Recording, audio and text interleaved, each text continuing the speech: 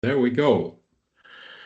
Hi and welcome everyone. It's 10 o'clock and we're ready to get started on the topic. Welcome and happy to see so many joining in today, really showing an interest in the topic of digital product passports for steel and what that means in the steel value chain.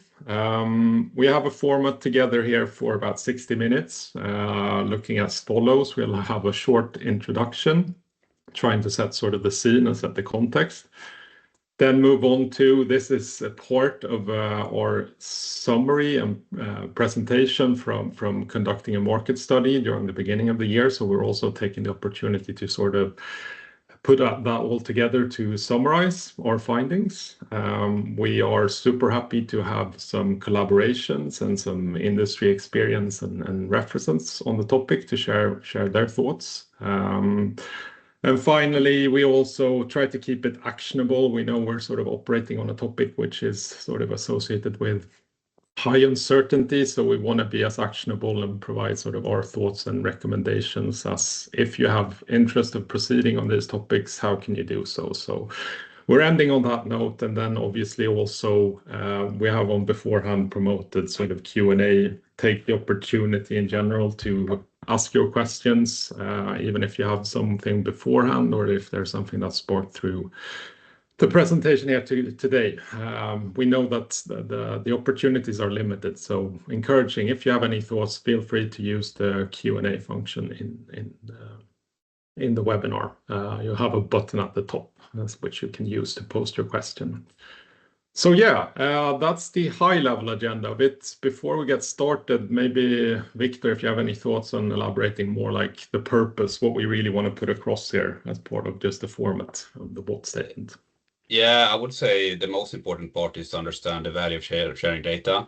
I think not going too much ahead, but that is basically what we started also in Changetrace and where we came from 2019, that we strongly believe that if you share more product and more accurate data, there's a lot of benefits, both when it comes to efficiency, competitiveness, and compliance, of course.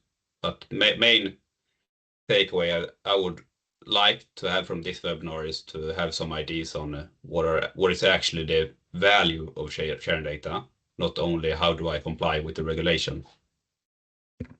Yeah. And from my point of view, I mean, generally, we just want to encourage awareness. We've invited a lot of people from across the industry and value chain, from raw material to end product to recycling, large and small, industry associations, standardization bodies. We have all sorts of representation here together today, and I think everyone has their share of interest in the topic. So awareness definitely, and then trying to take this maybe big topic and try to break it down into what are the actual challenges and how do you need to start this journey to break it down and find your way forward, really. So we're trying to provide you with sort of a more richness to the topic, so to say. But without any further ado, let's jump into it. So if I can navigate here. Just a super short introduction to Changetrace, and we were running this session essentially, just to understand why we're running this topic. So Changetrace, for you who doesn't know and who's joining us as new to the topic through our channels, we're a traceability provider founded in 2019, a startup.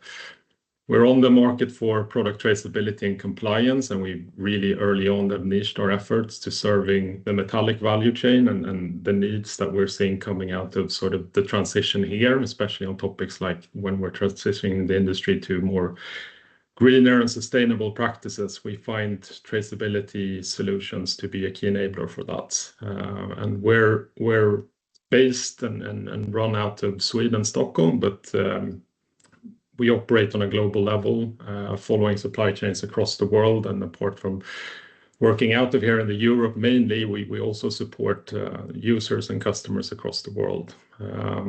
Introducing myself super shortly, my name is Daniel Eriksson Pitt. I'm Chief Commercial Officer at Changetrace. I joined 3 years back. I have a background within digitalization and transformation with large business application suites for 10 years, and then coming to Chaintrace, my interest lies in how we essentially go to market with these types of solutions. Anything from serving existing and established traceability and compliance demands to more emerging topics and how we can be valuable in formats such as this webinar, really. So that's me, super short, and Victor, give yourself a... Yes, I am Victor, one of the founders of Chaintrace. We started Chaintrace 2019 together with a colleague. The background was then that we were basically coming from the other side of the table, doing a lot of work to, I'll say, improve the data exchange when it comes to material certificate and other quality-related data. So that was really the ambition with starting this, and that is also my background, basically. Okay, giving a context to why now, essentially, and starting on that note. So we believe that 2025 marks essentially an important year for the legislation of ESPR and digital product passports. We know that there's a lot formalizing this year, things like Eco Design Forum, the working plan being adopted. We're expecting delegate acts which would formalize the requirements going forward, essentially.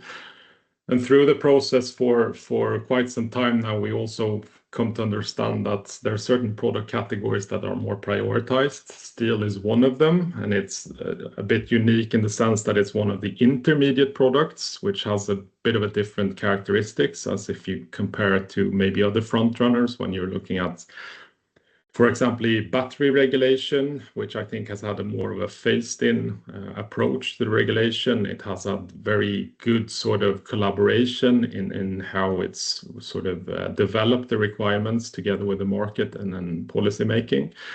Had strong financing and sort of strong supply chain influence. So it's definitely good reference points, but it also differs a bit when you compare it to steel. And you can also look at sort of comparing it to textiles, which we also know is an important and prioritized product category. But what is essentially more of a consumable, there's higher awareness, you have a high need for traceability. And if we look at steel, you're sort of looking at really the topic of interoperability and how essentially how we're going to feed information downstream in value chains and make the most out of that information. And we feel it's a topic that's essentially, it is introducing a lot of new concepts when we're moving from previously having bilateral agreements between businesses in what information and how information is shared, essentially, to now standardizing what is shared in what format and how is that essentially put as a physical marking on goods. And when new topics like security emerge in sharing potentially sensitive data, we have discussions like interoperability, all these technology topics, which is arising from doing this transition. So there's essentially a lot of concepts that coming out of this. We, from Chaintrace side, I think we're very much focusing on the competitiveness and how this is essentially bringing business value and business viability. So anything in how this essentially is used, not only as like a compliance and risk mitigation, but also how is it potentially driving new revenue streams? How is it potentially optimizing operations? How is it sort of creating a more competitive offering at the end of the day? And very much also understanding, which is now based on where we're at early on in the transition, it's understanding very much who's the owner of these challenges and who's going to be running these topics so that we essentially enable the transition. So I think there's definitely an interest for trying to spark a dialogue in why this topic is important now, and we have a journey ahead of us in complying with the upcoming regulation. Just super short, this webinar is not to go into details. I think there's good information out there, but essentially we do have information in trying on a high conceptual level define what a product passport is. Anything from that we essentially look to put some data sets out there and all the technology enablers that are needed as well to distribute that. And we're starting to get a clearer picture of sort of the reference architecture of how this would look. But again, if you're interested in seeing that, there's other ways to sort of monitor that more in detail. With that said, moving into the first session and sharing some of the thoughts from our market study, which we conducted through interviews in the beginning of January and February mainly. So essentially, we ran an interview within the steel value chain. We performed interviews with a wide and broad representation. Essentially, we invited anyone across the value chain to take part in interviews.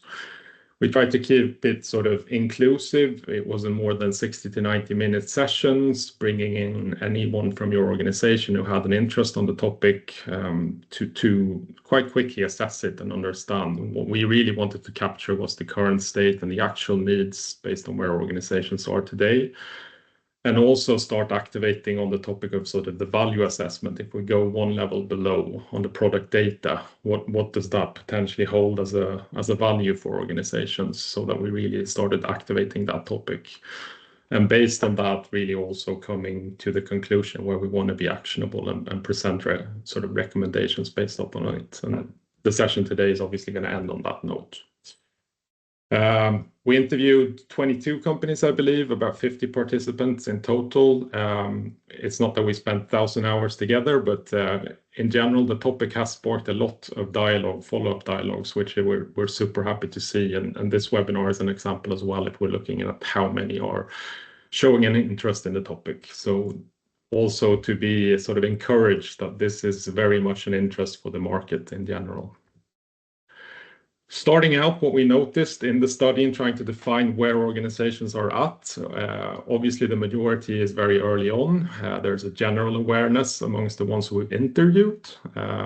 If they did not partake, there were some that were not sort of aware of being affected of it. But with the ones we've interviewed, obviously there's a high level of awareness. But when it comes down to looking at where they are and if they're more formalizing their internal organizations to consider this, to monitor the regulation more actively, that's less companies active in that domain. And then finally, the ones who's sort of actively doing work, having initiatives, if that's doing value assessments and workshoppings or doing prototyping as well. There are some out there definitely who see an interest and an activity in that domain.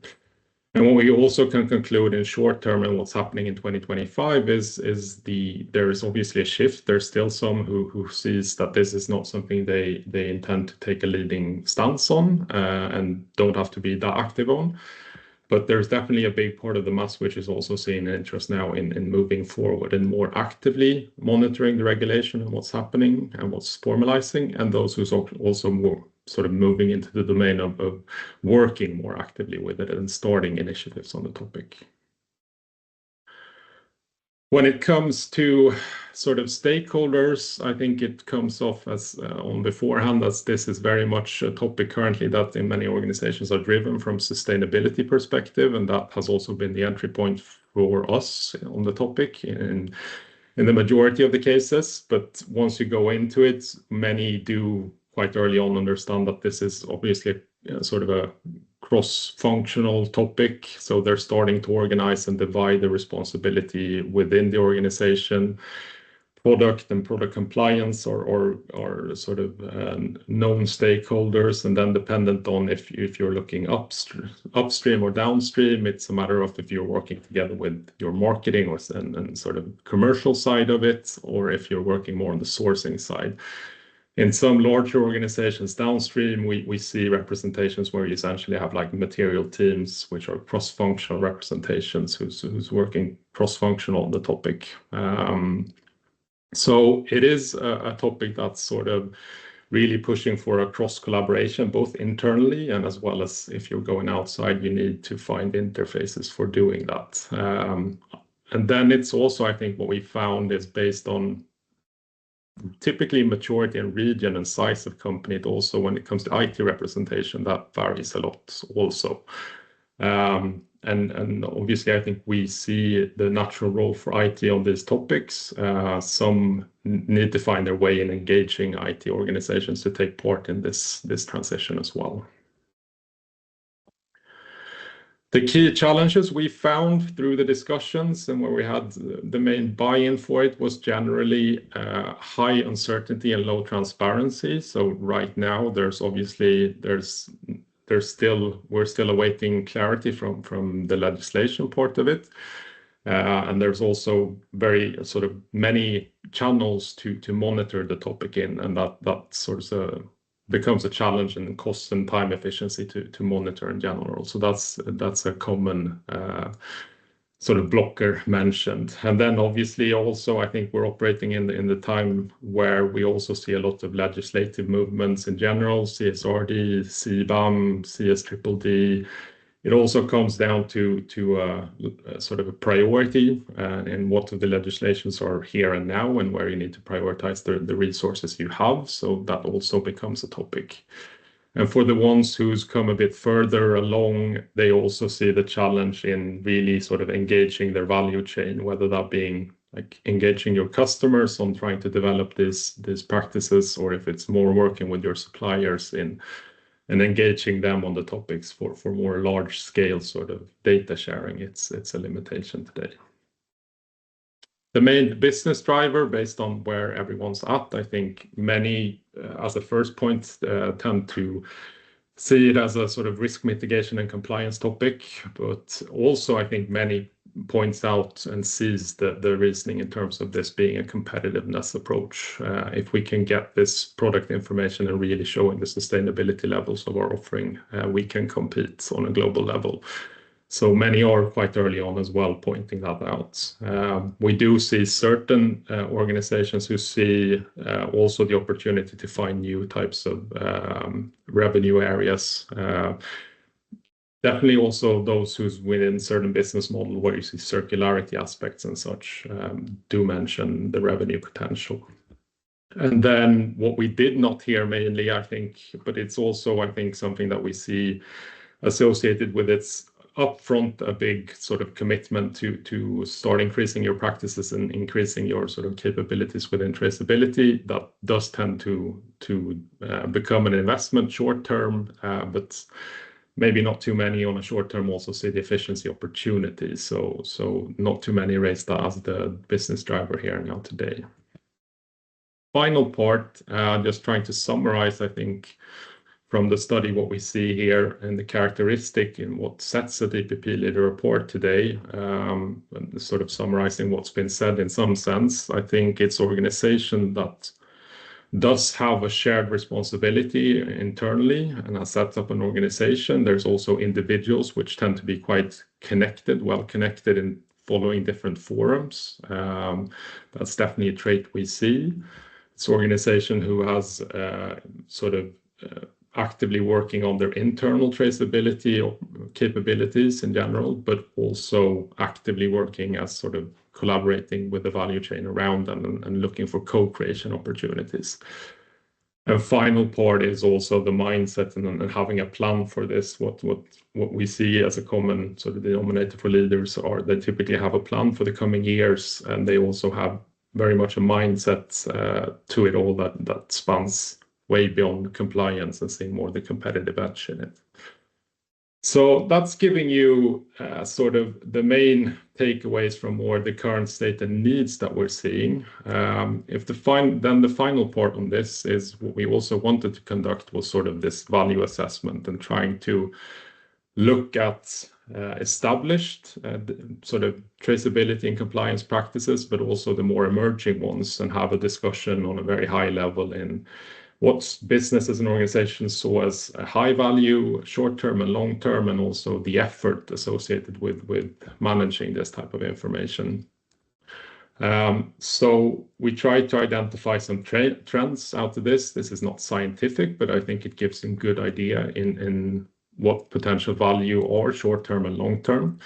And the conclusion that came out of this was part of it looking at more mature practices when it comes to sharing sort of material properties and that type of information. That is something that has a high value today and that you see an increased opportunity as well tomorrow if we more digitalize the material characteristics and sharing that type of information. And we also have product carbon footprint, which has obviously for the last couple of years been more sort of a high focus on, and people in general see a continued focus on.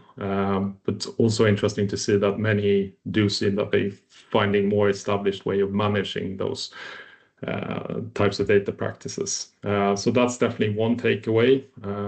And then there's others with sort of data sets and compliance practices which are established, which are more based on who we're asking. In some sense, they're a hygiene factor, they're known, it's established processes if you're asking a certain part of the value chain, but in other organizations it is a big challenge. It's something that could definitely drive value if this could be more sort of standardized and optimized. Then we have areas like circularity, which tends to be more dependent on, again, what type of value chain and what the business model is. So to certain, they see great importance with that type of information, whilst in other domains, it's not as highly valued. And in terms of supply chain transparency and due diligence on a product level, I think many pointed to maybe a short term, it's not as prioritized, but it definitely is gaining traction over time as an important topic to better understand transparency topics. And there was also mentioning of other data sets that others see as value adding to include in a product passports, from sort of sales information, CRM data, to more also usage data, especially when you're in circularity loops. So yeah, that's it from my side. Victor, if you want to sort of take that forward into what is the value then that we see from sharing this information. Sure. Thank you, Daniel. And my session, I will go in a bit, try to make it a bit more concrete. Basically, the main insight for me was that material properties, product carbon footprint, that is the most valuable data today to share. And one example is, for example, material certificates. That data has already been shared for about 20 years. It's just been shared in PDF and other formats, so it's very hard to make any good use of that kind of data. So looking at the data and the impact we see from sharing data today, if we pretend that digital product passport will not be a legislation, we just focus on what is the value of sharing this data. We see a lot of benefits when it comes to the material properties and certifications. We see that first and foremost, you save a lot of time because you don't need to manually inspect parts to the same extent. You don't need to manually look at PDFs that the properties are correct. You can do it more efficiently and more securely. When it comes to product carbon footprint, of course, that is more of a new data requirement. So then, of course, that is more unlocking potential to actually reach your decarbonization targets and to promote your sustainable products in order to win businesses, basically. And then rest of the data that was not deemed as important, but of course many of them are hygiene factors, like material compliance, that is also hygiene, has been exchanged a lot of time for a long time already. There the main challenge is to how do you make this sustainable?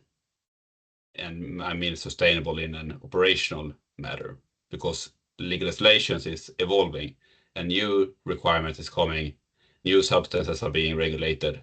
So here the key and I would say the only, if you should do this really long term, you need to have the full material declaration, the substances, then you can monitor legislation yourself.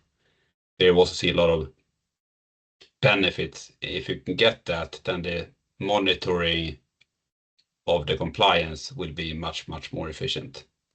And then the rest of the data sets, the main discussion was, if you take, for example, circularity and recycled content, we saw a really big spread there. A lot of companies, especially when it comes to steel and stainless steel, deem that this is not as important actually, because the main importance is the environmental performance.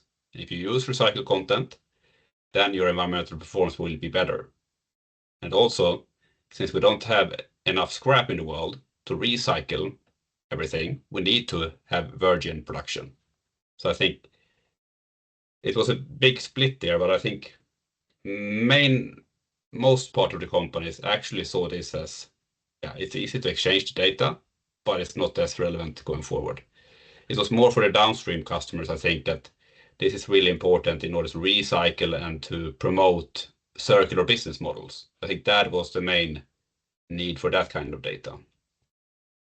And then when it comes to resilience and supply chain transparencies, that is also what mainly the discussion was around Russia, of course, today, that how can you prove that the origin is not from Russia?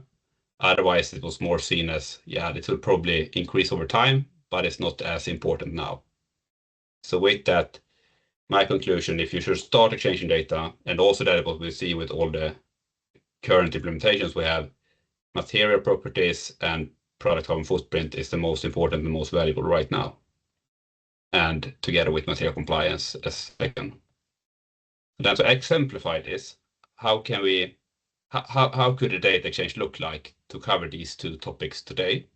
Give an example. This is an example of how it looks. So this is a transactional based, we call it data product passport, but it's basically material certificate data with product carbon footprint data on each and every transaction. So this is of course being distributed with an integration on the supplier side that they integrate to provide this data consistently with every transaction.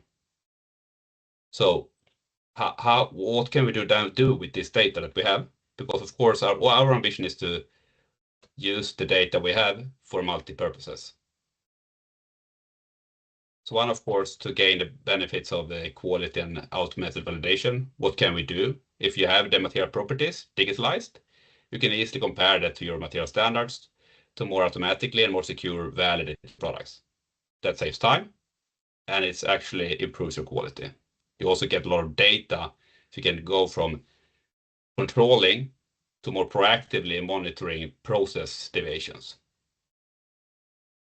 When it comes to decarbonization and promoting sustainable products, we see that if by getting this attached automatically with each and every transaction, it reduces a lot of manual work. You don't need to send these Excel files to your suppliers once a year and all of this data collection. So it's and you will always have an up-to-date product carbon footprint. So any improvement when it comes to product carbon footprint will be then capitalized through the value chain directly. This is more dynamically updated.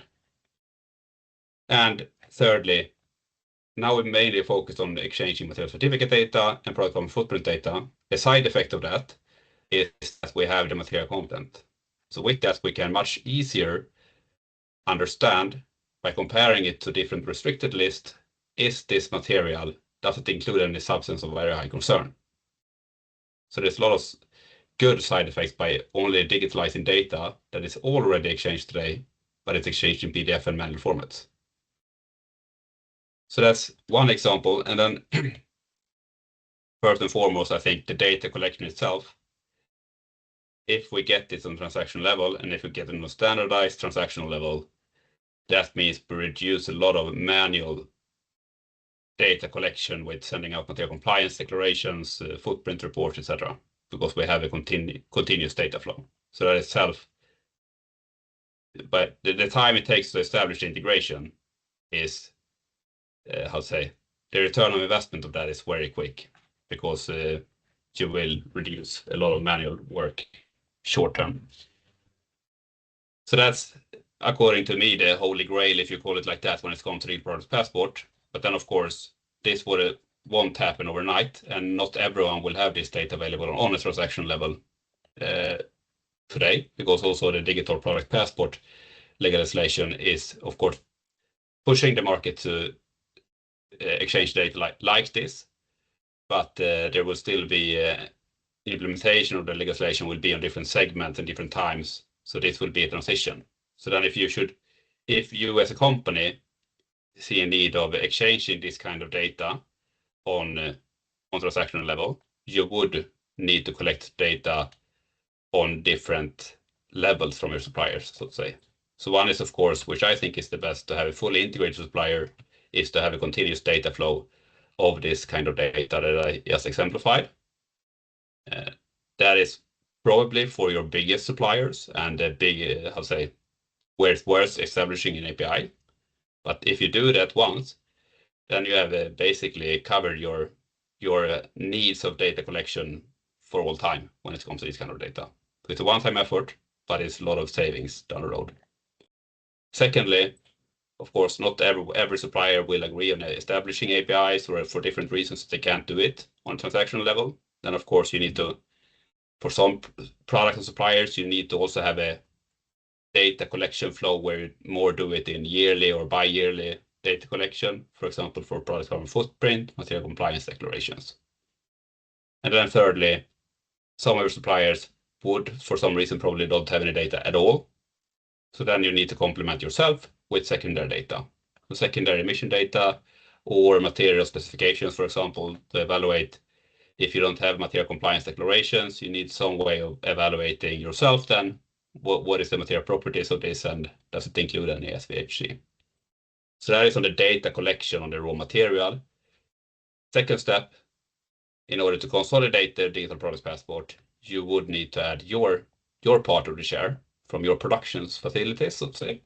So you need to build up a structure for allocating your core emission depending on which facility or process the product's route is. Also adding technical performance, for example, if you have done any important final inspections or whatever need to be part and added from a technical perspective to the passport.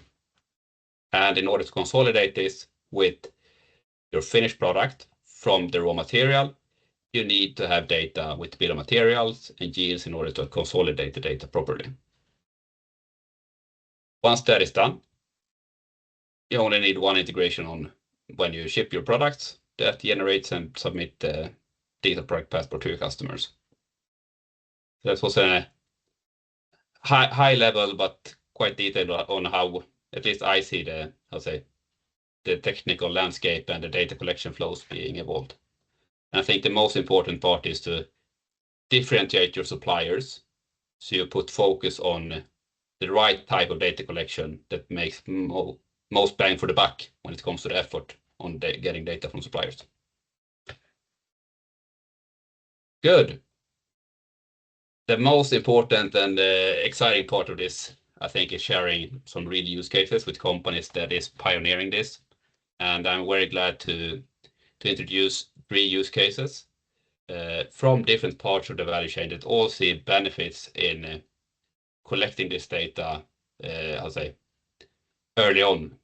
We have from mineral and metal supply, we have distribution, we have Lisbeth from Cargill, we have a steel maker that see a lot of benefits in this, Sayali from Outokumpu, and we have a more buyer of steel, a lot of steel products, so say on the other side, SKF and Philip. So I'm very glad, and we will do this in the order from the mine to the steel products. I'm very glad to introduce first out is Lisbeth from Cargill. Hello, thank you, Victor, and hello everybody. Okay, I will go to the next page. Oh, I'm sorry. I'm a bit sorry for the technical things. No worries. Should I fast forward for you? Yes, please, because somehow, the screen was stuck on my side. Yeah. Okay. Now you can take it back if you like. Yeah, I'm sorry. Okay. I'm sorry, Victor. It's not working, but I will present. I can't see, but I know what I want to say. Then. Can you see now? I cannot see, but that's okay. I know what I want to say, so okay. I think I should be fine. Yeah. So yeah, sorry about this, folks. So my name is Lisbeth Gregoire, Sustainability Manager at Cargill. Cargill, some of you that joined might know, is an agricultural-based company. And if you're thinking that, you are very right. So Cargill is a US-based family company to provide food and agricultural solutions. We are a very big company on the next page, Victor. So we are about 160,000 employees in 70 countries, serving 125 markets and being 159 years old. But what is important to this specific call, to the next page, please, Victor, is that metals and mining team that I'm part of. So you have the very big Cargill agriculture, 160,000 people, But I am based in the smaller team of Cargill, an odd duck in the big family, who trades iron ore and steel. And we do that along the steel value chain. So we trade about 60 million tons of iron ore on an annual basis and 4 million tons of steel. We are 130 people, and we trade on a global basis. So we work in Europe, also in Asia, and we have 3 offices. We have one in London, Shanghai, and Singapore. Now, when we look at trading, that is about buying and selling, but we also provide, solutions to that trade. So that can range from freight solutions to credit solutions, capital solutions. But very important, why I am speaking to you here today, is we also help on sustainability, the ESG aspect. Because as a trader, though not being a producer, we do believe that we can support sustainable and responsible supply chains. And that's why we have looked at the Digital Product Passport. So if we're at the page now of Emerald Digital Pass, this is our solution. So as a trader, as said, we believe that the key value that we can bring in sustainable supply chains is providing transparency. And a Digital Product Passport solution is the way forward. To look at that is what we believe. So our solution, Emerald, has 3 key metrics. The first is, what we've come here again, the word transparency. Transparency really as the foundation, the cornerstone for responsible and sustainable supply chains. Second point, from the start. So we heard earlier by Victor that recycling, a very important metric, but as he said rightfully, virgin materials are also still required. And when looking at steel, you don't always get that information. If you look at your EPD of steel, it gives you the impacts of the steel making, but of course, to make that steel, you need raw materials. And if you want to get full transparency of your supply chain, therefore, it is crucial to start from the start, to start at the beginning of the mining steps. And as we are using the technology of Chain Traced, that's the foundation of the Emerald service, it has the ability to start from raw materials, but then as you move through your value chain, to add the information as you go, to add your ocean transportation when you're shipping something from Australia to Europe, to add then your steelmaking impacts, to add your logistics impacts, because there are many, many steps that happen before you buy that washing machine or that car. And also, as Victor said, what we believe is the strengths of that emission tracking on that passport.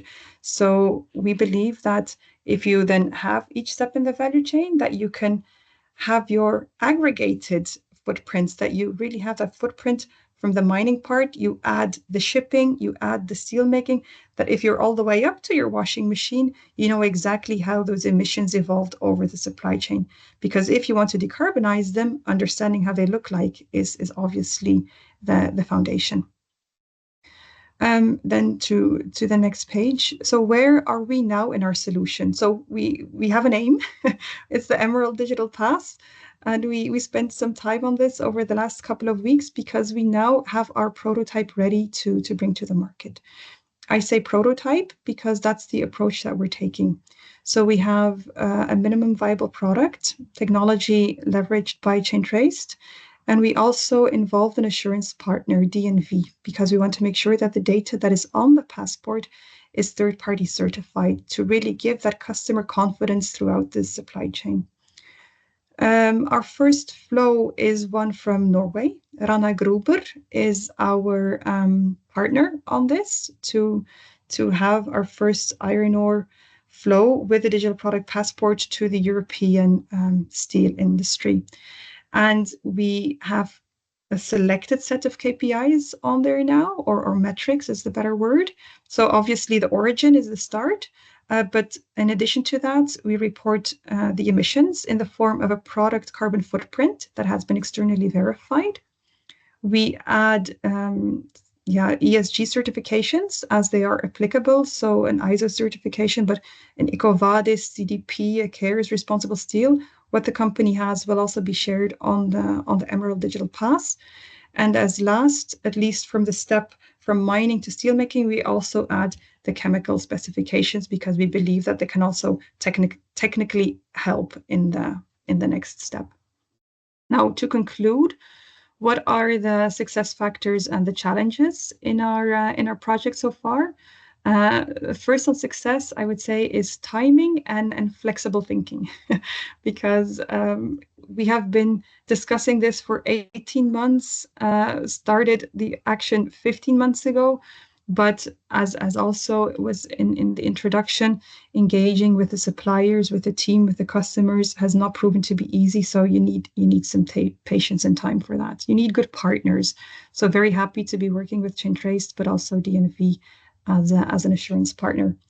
What also helps is the legislation that's developing in Europe to give that belief that the path that we are on is the good path. We know we are still early on the journey, but as things are evolving from a legislation perspective, but also from a customer perspective, gives us that belief also internally in my company to keep supporting and funding this project.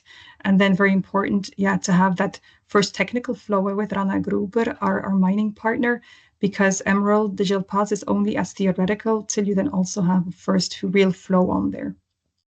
The challenges is it's in Europe now, the economic environment, also worldwide, but sometimes, sustainability feels a bit as a roller coaster, right? with ups and downs, and that is also what we feel. Also, as said in the intro, what we find challenging is, as we are now at the start of our digital product passport with the raw materials, we're still exploring what the value is to that supply chain. We have confirmation from some end customers that value is there, but how to bring it all the way to that washing machine is not so obvious. So we also have challenges when we speak to our next partners in the supply chain, to the steel maker, for example, is to speak to the right people. Because when we sell an iron ore, we speak to the procurement team, but that's not necessarily the sustainability/data team. Those colleagues that you also need if you want to make from your digital product passport a success by understanding the value that it really unlocks. And the last that we also find just technically a bit challenging is the carbon accounting. There are many ways to carbon account. We are taking the approach of the PCF. We hope that's the right one. But that is also an ongoing discussion, as well as understanding what are the relevant metrics that need to be shared. So starting with a small set, but ready to evolve as the market develops. So here I will end the presentation. Thank you. Great. Thank you very much, Lisbeth. And we have some questions, but we will save them for the end to save some time. But thank you very much for sharing, Lisbeth. Next up is Outokumpu, and welcome, Sayali. Thank you, and I will try to keep it short since we are running late. So hello everyone, my name is Sayali. Take your time, we can skip the final steps if you like. This is important, so take your time. Yeah, okay. So my name is Sayali. I will be representing Outokumpu and talking a little more about the digital product passport and our journey at Outokumpu with the DPP. At Outokumpu, I work as the Commercial Product Sustainability Manager. I'm a mechanical engineer with Masters in Industrial Ecology. My expertise lie in life cycle assessment, circular economy, sustainable manufacturing, and green products. A little about Outokumpu. Here we go. We are a stainless steel manufacturer. We own a unique chromite mine up in the north, the Kemi mine in Finland. We have our operations in 30 countries, production units in Finland, Sweden, Germany, the UK, US, and Mexico. We have a strong market position as the #1 in Europe and is the second in Americas. Our main raw material is the recycled steel scrap. We are listed on Nasdaq Helsinki. And some more information we are EcoVadis Platinum top 1%, and our Kemi mine is going to become carbon neutral by 2025. We have an approved science-based target based on that. We have a reduction intensity of 32% since our baseline in 2016 and a very high recycled content of 95% with a lot of doings in the energy efficiency. And we have some targets there as well. So that's a little bit about the company and then what exactly is the digital product passport for Outokumpu. Very early in the journey, we realized that data is valuable, but it's valuable if it's partial and unclear data. That is where a DPP for Outokumpu comes in, and it serves as a connecting point for the forward and the backward traceability. We at Outokumpu want to be the front runners in the industry, not only by adapting to the changing regulation, but also to influence the industry association to move forward a more transparent sustainability reporting. The DPP is also a very good opportunity for Outokumpu to collaborate with different stakeholders, starting from our suppliers, our customers, until the end users. Like Lisbeth, she mentioned that we should know the whole life process from starting to the end when the washing machine falls out. And also it gives us an opportunity to let our end users know that our stainless steel is an everlasting sustainable product. And I'll put the next slide. Our journey so far has been value of data, traceability and transparency. Early in the journey, we have realized that traceability is very, very important and transparency when it comes to collecting data. And we looked into defining the basic data points in our DPP because we do report on a lot of things, and it was very important to know which ones are the most important and the most valuable for our customers and downstream users. And then we collaborated with the industry and policymakers to understand more what is required and what needs to be in it. And then we had some pilot project with customers. It's still ongoing. And then finally, we are expanding the blockchain solution. Success, challenges, and future plans. So since we had an early adaptation, we were early adapters of the regulation and hence enough time to improve our mistakes and be compliance ready. This also gave us the opportunity to collaborate with key stakeholders in the industry. For the challenges, some of the challenges that we face are similar to Cargill. We faced data standardization and data integration challenges, and it's still under development. The integration of data as the data received was in many forms was one of the biggest challenges, but we're still working on it. And finally, the data security, which I believe is a common challenge for everyone. Our future plans are to implement a full-scale data implementation, DPP implementation, and influence the policymakers to have better sustainable reporting policies. And that I will conclude that. Please reach out if you have any questions, and thank you. Thank you very much, Sayali. And our final but not least use case, Philip from SKF. Very happy to welcome you and give you the floor. Okay, thank you. Please. So this is me.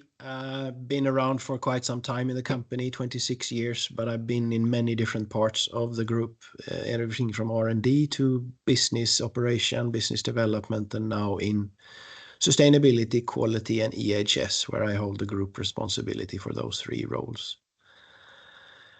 My overall challenge in this role is to shift from what I call a sustainability strategy to a sustainable strategy. And it's basically making sure that the distributed responsibility for sustainability goes out in the organization. We cannot have a situation where a sustainability group team is responsible for making value flows work, also from a sustainability perspective. Nothing different from this compared to other data flows such as quality, but that area is more mature. So we're suffering from I would say, fear and lack of confidence of addressing these data because they are new. So it will be an addition to everyone in the value chain to keep track of this type of data. Everything from purchasing to supply chain to factory and planning and everything needs to have this integrated in their daily work. So that's me. We can move ahead. So SKF has 5 main platforms, whereof the bearing and units platform is by far the biggest one. It's like 75% of what we sell. But we also sell and market and manufacture seals, lubrication, condition monitoring, and a service offer. So where we're focusing now from a product digital passport point of view is mainly in the bearing platform. We're about 38,000 employees. We have 70 manufacturing locations. We're located in 130 countries and we operate in some 40 different industries, which is not so strange. Where you have rotation, you have a ball bearing or a roller bearing, and then you will likely to find our products. Go ahead. So for us, the digital product passport is driven, of course, by what we expect in coming legislations, but it's also driven in terms of savings.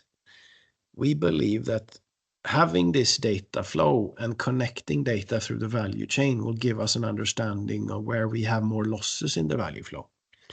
Yield is a good example of that. We have a very loose understanding of where in our supplier area we have a low yield factor of incoming material. We also then need to make sure that from a sustainability reporting point of view that is reported properly. So if you come to future topics like circularity, which is on most people's agendas today, you're going to need the same type of data set to get the definition of how circular is the company really. Competitiveness is for sure one area, and this is where we have chosen to work with primary information. We believe that we're relatively good at working with our suppliers to reach lower carbon footprints, not only using scrap, but working with them to shift over to more sustainable energy sources, etc. And we have won a couple of businesses actually, and not only on carbon footprint based values, but as an addition to it. So we believe it's a competitive edge for us as well. And it could probably stay that way for a couple of, 10, 15 years going forward. Where we are, well, the scope is set. So we have set product carbon footprint scope in terms of, or the product digital passport. And what we believe then is it will be built on 4 things. And this we might have to change. It's the product carbon footprint, it's a product material compliance, it's use of recycled material, and it's the degree of circularity, which is still fuzzy. It needs to be defined what that really is. Most of the time today we spend on the product carbon footprint. However, the same data structure and procedures in onboarding suppliers with this, we expect to be very similar between product carbon footprint and product material compliance. We've already seen that. We also want to have the same mechanism for reporting on CBAM and things like that. We have set an ambition level for each scope and implement in steps of parallel supplier onboarding. So we are onboarding supplier as we speak, and the system is actually up and running and is actually generating values on product carbon footprint now. So if we cover, if we want to cover 80% of the CO2 in our product carbon footprint in Europe, with respect to having that as a first step for the digital product passport, we're almost there now. Next is to use the same approach for other product data sets. So for example, supplier quality or product quality. Victor mentioned the cumbersome dealing of product related data from, or component related data from suppliers, which is usually sent in an email and not really connected to any ordering or order line or so. And that triggers a lot of manual work, and it also you lose a lot of information. You could do automatic data processing of incoming quality information and do trending and be proactive on that, but we simply don't, because we don't have a well digitalized value flow of that information. But it can be done using the same principle.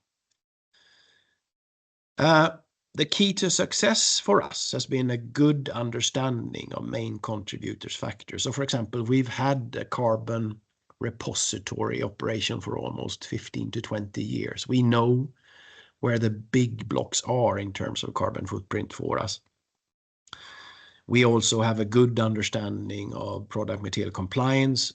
What has been missing for us is automation and digitalization. The main challenge for us is our own low level of data integration. We are a very old company. We were founded in 1907. We have acquired a number of companies over the years or decades, and the degree of digitalization integration has been very low. So if you look at the supply chain landscape from a data perspective, it's extremely fragmented. It's very, very, very difficult to connect, for example, production planning to incoming material and so on in a data flow point of view that is required when you look at sustainability data. I think that was my last slide. Yes. Awesome. Yeah, good. Thank you very much, Philip, for sharing your experience as well, and success and challenges.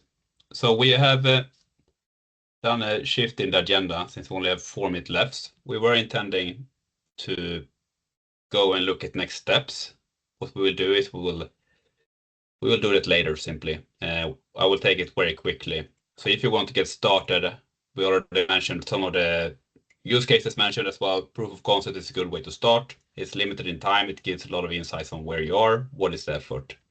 As well, we are planning to do a bigger consortia because we've seen a lot of interest in this study and a lot of participants that want to do this together to exchange this kind of information on a more structured and long-term way to make the transition together, basically. So that is what we're looking at as well. And we'll come back to everyone with that as an opportunity if you want to involve further going ahead. And there's also a lot of ways you can monitor this yourself. If you want to if you want to sit and wait now, we can also send you this. Where can you monitor yourself and see what's coming up? We send it out, and then for the final minutes, first and foremost, I want to thank you all of our use cases. But before ending up, we're opening up for questions if we have any questions in the final minutes on